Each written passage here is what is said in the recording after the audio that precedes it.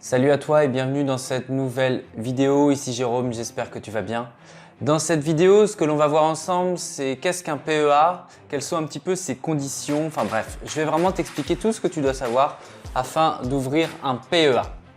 Avant toute chose, si tu ne me connais pas et si tu t'intéresses au monde des finances personnelles, je t'invite à t'abonner à la chaîne. Tu as le petit bouton qui est juste dans l'angle par ici, tu cliques sur la petite cloche afin de recevoir les prochaines vidéos. Si la vidéo te plaît également à la fin, n'hésite pas à me laisser un like, ça permet à mieux référencer le travail que je fais, un commentaire également pour me dire si tu as des choses à apporter à ce que je vais te dire dans la vidéo. Et enfin, si tu veux booster tes finances personnelles, je t'invite fortement à t'inscrire à ma liste email privée. C'est accessible dans la barre de description, c'est entièrement gratuit et moi je t'envoie des emails avec des conseils, des techniques, des secrets et des astuces afin justement de booster tes finances personnelles et tes investissements.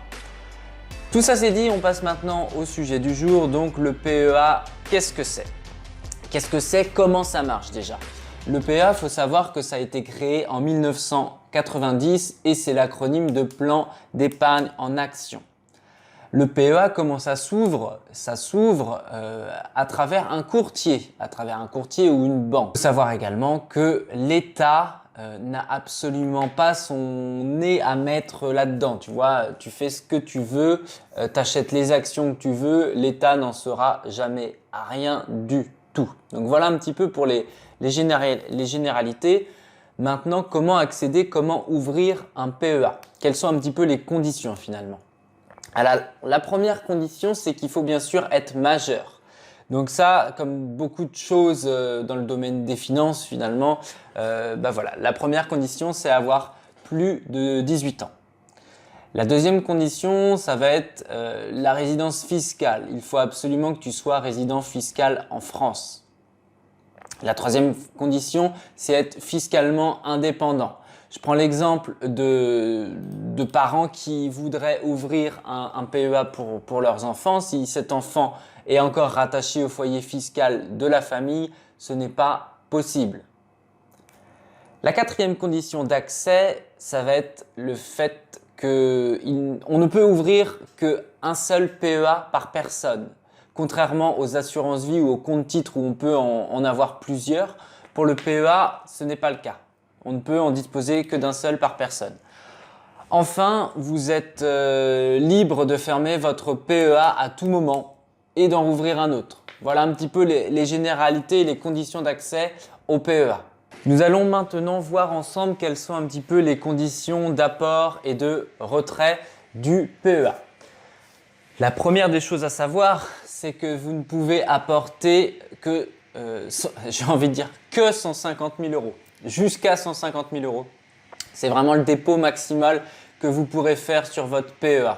Nous allons maintenant voir ensemble quelles sont un petit peu les conditions d'apport et de retrait de l'argent dans le cadre du PEA. La première chose, c'est qu'il faut savoir que le PEA, son dépôt maximal, il est de 150 000 euros. Vous ne pourrez pas déposer un centime de plus. Alors, je ne sais pas pour vous, mais pour moi, j'ai pas encore 150 000 euros à mettre sur le PEA. Donc, vous pouvez bien sûr faire des versements de manière régulière et ponctuelle. Hein. Vous n'êtes pas obligé naturellement de mettre tout ça en une seule fois. Donc ça, c'est un petit peu la somme maximale. Et au niveau des retraits, on doit distinguer deux choses finalement. La première des choses, c'est avant 5 ans et après 5 ans, qu'est-ce qui se passe? Alors avant 5 ans, si vous faites un retrait quel qu'il soit, même s'il est partiel, cela entraînera obligatoirement la clôture du PEA. Sauf, il y a 3 cas où vous serez exempté de tout ça. Le premier cas, c'est en cas de création et de reprise ou de création d'entreprise finalement. Là, vous pouvez être exonéré justement de la clôture du PEA. En cas de licenciement, d'invalidité, de mise en retraite anticipée, voyez, si le cours de la vie change et si vous avez besoin que ce soit pour vous, ça marche pour vous ou pour votre mari ou partenaire de Pacs. si vous avez besoin de liquidité et d'argent parce que la vie fait que il y a un imprévu, vous pouvez justement retirer votre argent avant les 5 ans. Et enfin, vous pouvez retirer également des titres si jamais il y a une entreprise, une action qui est en cours de liquidation. Voilà, ça c'est un petit peu ce qui peut se passer avant les 5 ans. Donc interdiction de retirer de l'argent, sauf justement dans les 3 cas que je viens de vous citer. Qu'est-ce qui se passe après les 5 ans? C'est que le retrait partiel ou total, le retrait partiel n'entraîne pas la clôture du PEA, ça continue de fonctionner normalement, vous pouvez faire des versements de nouveau.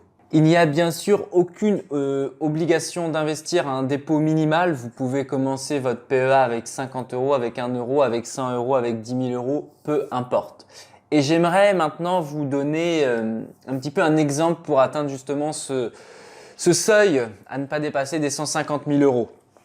Si on part du principe où vous avez 50 000 € déjà de disponibles et que vous souhaitez les placer sur votre PEA, avec 50 000 € en mise de départ et avec 100 € de mise mensuelle, il vous faudra très exactement, accrochez-vous bien, 83 ans avant d'atteindre justement ce seuil des 150 000 €. Donc vous voyez, vous avez le temps. Et dans un cas un petit peu plus réaliste, si vous êtes sur un apport initial de 10 000 € et des versements mensuels de 300 €, il vous faudra 38 ans avant d'atteindre justement ce seuil maximal. Donc voilà un petit peu pour les chiffres afin d'illustrer vraiment ce seuil. On a le temps avant d'y arriver. Alors bien sûr, vous vous posez peut-être la question, quelle est la différence entre le montant qu'on va déposer et puis la valeur vraiment du portefeuille? Vous pouvez déposer 149 999 €, voilà, et l'argent peut continuer à travailler. Votre portefeuille peut atteindre vraiment des sommes beaucoup plus élevées parce que c'est les intérêts composés qui vont travailler. Mais voilà, votre dépôt initial, il doit être inférieur justement aux 150 000 €. Voilà, après, le portefeuille travaille, les dividendes croient, et puis voilà, la valeur des titres et des actions peuvent également augmenter.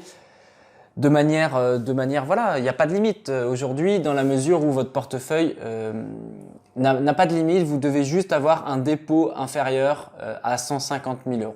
Maintenant, on peut se poser la question justement, quelles sont les actions, qu'est-ce que vous allez pouvoir mettre finalement dans votre PEA? Vous devez maintenant vous poser la question, ben oui, d'accord Jérôme, super, mais qu'est-ce que je mets dans mon PEA? Quelles actions je vais bien pouvoir y placer? Eh bien, c'est une excellente question. Et la réponse est la suivante, c'est très très simple. Les actions et les titres qui sont justement éligibles au PEA, ce sont les actions dont les sociétés ont un siège social dans un des États membres de l'UE. Ça marche avec l'Angleterre, l'Angleterre est inclus, mais pas la Suisse. Voilà un petit peu les actions que vous allez pouvoir placer dans votre PEA. Ça peut également être le cas avec des ETF qui sont en réplication synthétique. Certains sont éligibles au PEA, les ETF. Je vous ferai bientôt une vidéo à ce sujet-là. Et donc voilà, c'est également le cas sur des actions dans des petites sociétés, dans des startups notamment. Voilà, ça peut également fonctionner. Certaines sont également éligibles au PEA. On va maintenant faire une petite parenthèse avec le petit frère finalement du PEA qui s'appelle le PEA PME. Qui va avoir les mêmes conditions d'accès et de retrait que son grand frère le PEA. Par contre, vous avez un apport maximal à faire de 75 000 € et vous pouvez par contre cumuler le PEA et le PEA PME, ce qui fait que vous êtes sur une enveloppe d'investissement global à 225 000 €.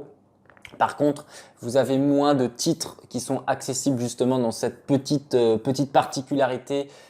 Ce PEA annexe finalement qui va concerner des sociétés beaucoup plus petites. En ce qui concerne la fiscalité, pourquoi le PEA est considéré comme une niche fiscale finalement?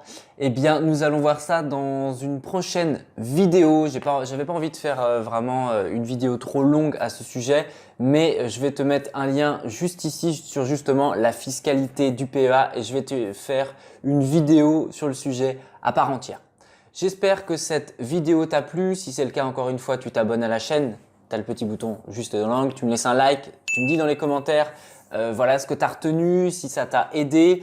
Et puis n'hésite pas à partager également cette vidéo à des personnes qui sont intéressées par la bourse et qui se posent des questions justement sur ce fameux PEA dont on entend beaucoup parler aujourd'hui parce que crise économique approchant, eh bien c'est le moment de se positionner, de réfléchir et de comprendre un petit peu comment tout cela fonctionne.